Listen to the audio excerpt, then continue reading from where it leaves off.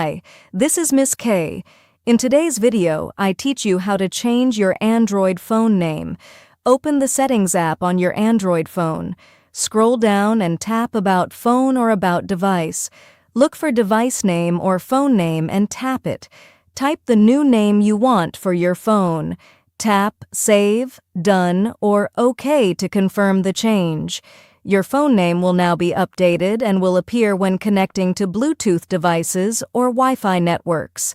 The exact menu name may vary depending on your Android brand like Samsung, Xiaomi, Oppo, or other devices.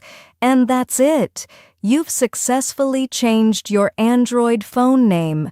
Please subscribe and happy watching.